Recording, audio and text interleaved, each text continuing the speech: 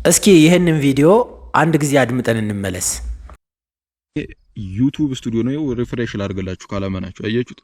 ሪፍሬሽ አረኩት። ይሄው ነው እና በወር የሚከፈለኝ 51 ሳንቲም ነው ጋይስ።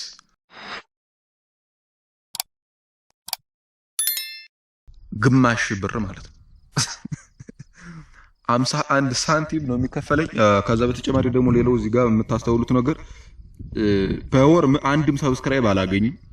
እየቀነሰ ነው። እዚህ ጋር ኔጌቲቭ 24 ሰብስክራይብ ማለት በዚህ ወር ውስጥ ብቻ 24 ሰዎች አንድ ሰብስክራይብ አድርገውኛል ማለት ነው።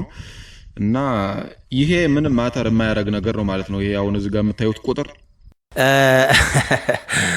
እሺ፣ በመጀመሪያ ወንድሜ እሱቤ ያው እዚህ ዩቲዩብ ሰፈር ላይ ቪዲዮውን በአጋጣሚ አይቸው ነው። አይ ቲንክ የጉዞ ቭሎግ መሰለኝ የምሰራው።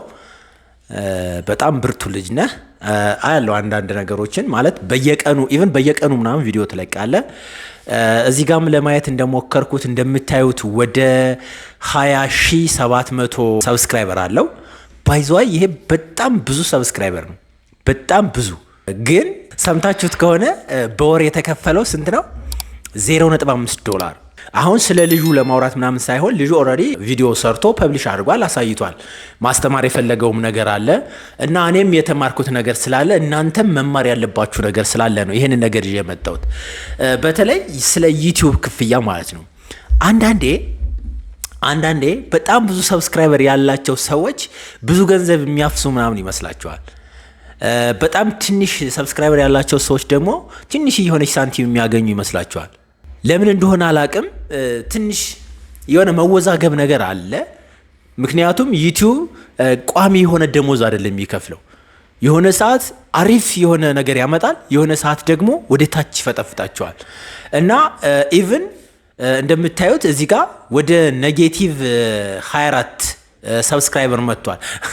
24 ሰው በወር ውስጥ አንሰብስክራይብ አድርጎታል ነው። እንደዚህ አይነት ችግሮች ከምን የተነሳ ሊመጡ ይችላሉ የሚለውን ነገር ልንገራችሁ።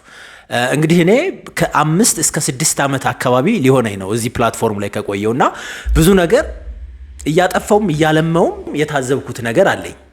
ከሱ ውስጥ እንግዲህ በዋነኝነት የሰብስክራይበር መቀነስ ነው። የሆነ ጊዜ ላይ ሰዎቹ በቡድን ሆነው በጋራ ዩቲዩብን ይሰሩ ነበር እና ባንዴ ወይም ደግሞ በሆነ ሰዓት ኢንተርቫል 100 ሰብስክራይበር ምናምን ይጨምራል። የሆነ ሰዓት ላይ ደግሞ 200 ይጨምራል። ከዛ 24 ሰዓት ወይም 48 ሰዓት ሳይሞላው ወደ ታች ወይም ኔጌቲቭ ይልና 50 ሰብስክራይበር ይላል። ይሄ ማለት ምንድነው? የሰብስክራይበር ሶርሱ ልክ አይደለም ማለት ነው። ባይዟ ዩቲዩብ ላይ አንድ ሰብስክራይብ ያደረጋችሁ ሰው የሆነ ሰዓት ላይ ዝም ብሎ ተነስቶ አንሰብስክራይብ አያደርጋችሁ። አሁን ሌሎች ፕላትፎርሞች ላይ ለምሳሌ ቲክቶክ ላይ ብትሄዱ የሆነ ጊዜ ምናምን አንፎሎ ልትሉ ትችላላችሁ፣ የሆነ ሰንበዲ ማለት ነው። ዩቲዩብ ላይ ግን የሆነች ሰርቪስ ወይም ደግሞ የሆነች ቁም ነገር እስከሰጣችሁ ድረስ ያ ሰው ሰብስክራይብ ያደርጋችኋል፣ መልሶ አንሰብስክራይብ አያደርጋችሁም። ስለዚህ የሰብስክራይበሩ አመጣጥ እርግጠኛ ነኝ እሱቤ ችግር አለበት ማለት ነው። አንተ ባጠፋውም ሊሆን ይችላል፣ ወይንም ደግሞ እንግዲህ አላቅም ሶርስ ኦፍ ሰብስክራይበሩ ልክ አይደለም፣ ትራፊክ ሶርሱ ትክክል አይደለም ማለት ነው። ገንዘቡን በተመለከተ ኖርማል ነው፣ ምንም ችግር የለውም። አንተ በርትተህ ስራ እንጂ እርግጠኛ ሆኜ ነው የምነግርህ ይሄ $0.5 ወደ $500 ይቀየራል። ኦልሞስት አሁን ከምትሰራው 10፣ 100፣ 1000 እጥፍ ሁሉ ልትሰራ ትችላለህ። ግን ቪዲዮ በመፖስት ብቻ ሳይሆን ሌሎች ቴክኒካል የሆኑ ነገሮችን በማስተካከል ባይዘዋይ ቪዲዮ ብቻ ምንም ማተር አያደርግም። ቪዲዮ ብቻ ሰው እንዲመጣ አያደርግም። ተምብኔል፣ ታይትል፣ ዲስክሪፕሽን፣ ኬወርድ እያንዳንዷ ነገር የራሷ የሆነች ቫልዩ አላት። ስለዚህ እነዚህን ነገሮች ብታስተካከል 20,000 ሰብስክራይበር ይዘህ በወር $0.5 በጭራሽ። ሁላችሁም ከዚህ መማር አለባችሁ። ያ ማለት የተወሰነ ኤረር አለ ማለት ነው። ትራፊኩ ትክክል አይደለም ማለት ነው። ኦር ደግሞ ሞኔታይዝ ያላደረካቸው ቪዲዮዎች አሉ ማለት ነው። ወይንም 100% ያንተን ቭሎግ የሚመለከቱ ሰዎች ከኢትዮጵያ ብቻ ናቸው።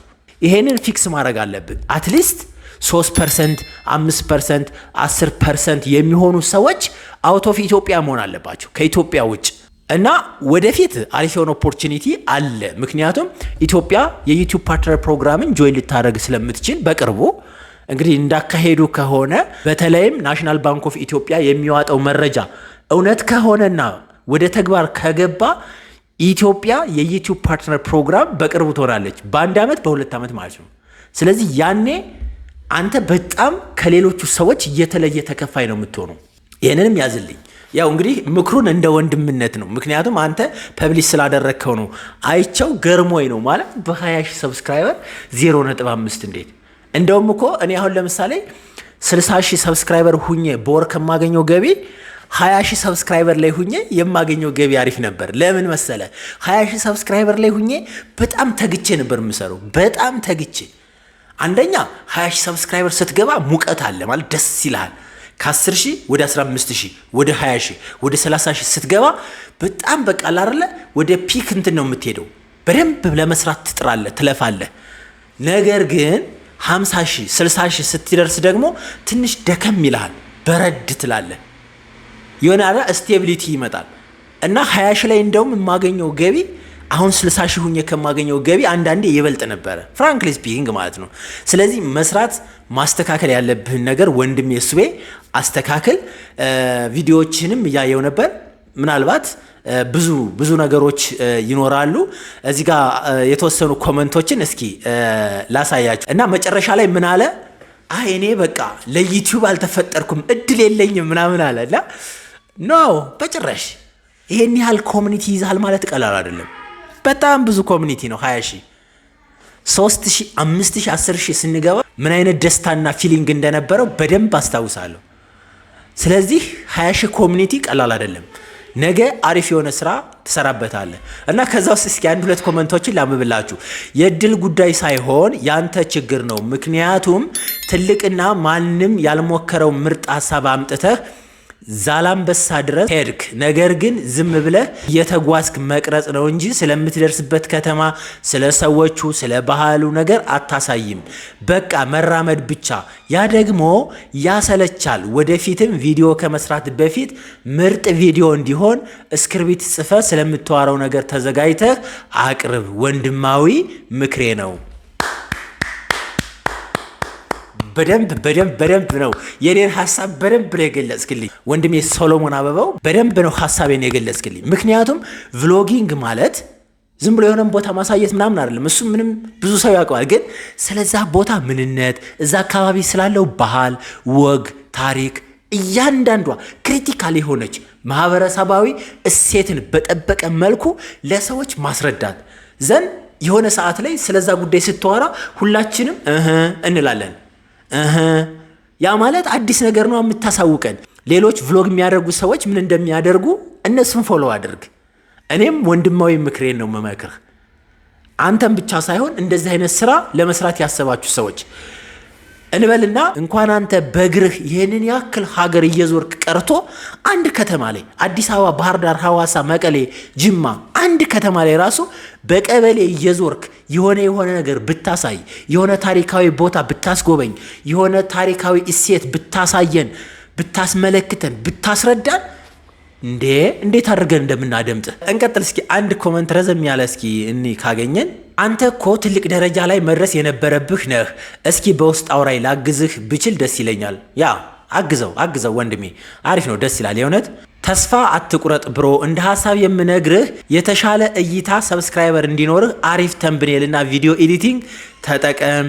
ከሱ በተጨማሪ ሾርት ቪዲዮ አድ አድርግ ተጠቀም። ወይም ዩቲዩብ ሾርትና ቲክቶክ ላይ ፖስት አድርግ።